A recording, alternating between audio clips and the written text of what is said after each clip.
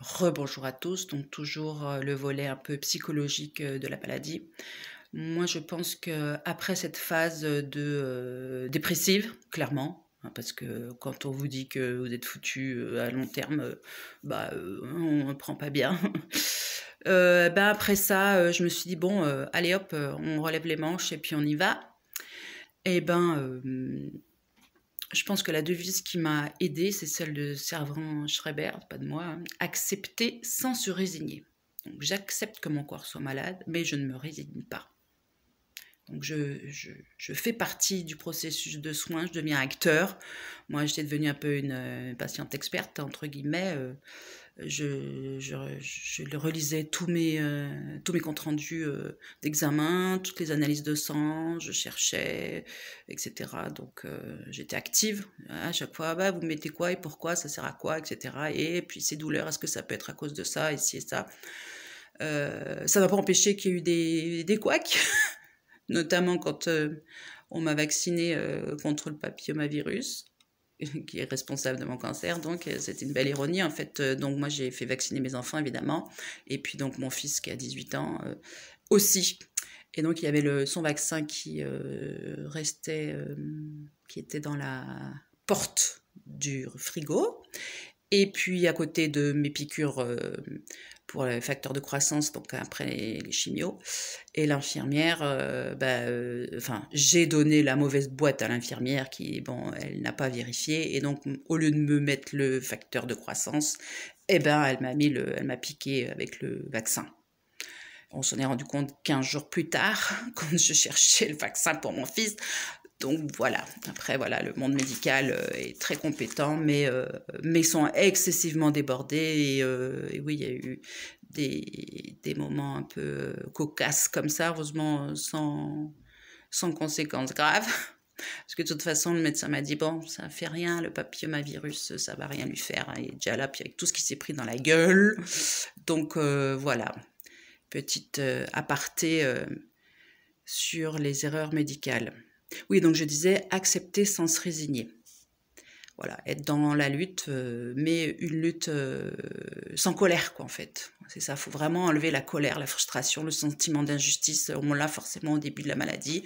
Pourquoi moi Pourquoi ça m'arrive Qu'est-ce que j'ai mal fait Non, il faut vite passer cette étape. Moi, c'est pareil, j'aurais pu rester engluée là-dedans, dans une espèce de colère, d'irritabilité, même, pourquoi pas, de vengeance, sur le fait que je pense que mon cancer est devenu métastatique parce qu'il y a eu une négligence de peut-être de l'oncologue, enfin pas du gastro qui m'a fait la coloscopie en 2018 sans me faire biopsie alors que j'avais déjà une boule. Après il y a eu le Covid, après il y a eu mon médecin traitant qui m'a juste envoyé chez un spécialiste et donc on connaît tous les délais longs pour les spécialistes. Bon bref, mais bon, je me suis pas arrêtée là, ça me servira à quoi? À me faire du mal, c'est tout.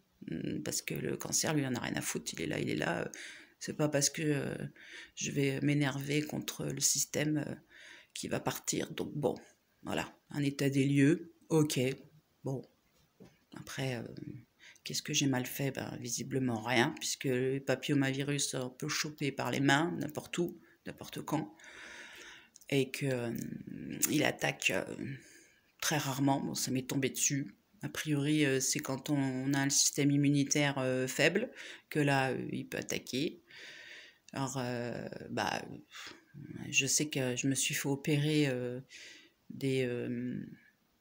pour un prolapsus et pour un problème d'incontinence urinaire qui s'est très mal passé. En fait, on a dû tout enlever. Ça a duré presque 1 an, cette affaire aussi. Donc là, oui, j'étais vraiment immunodéprimée, je pense.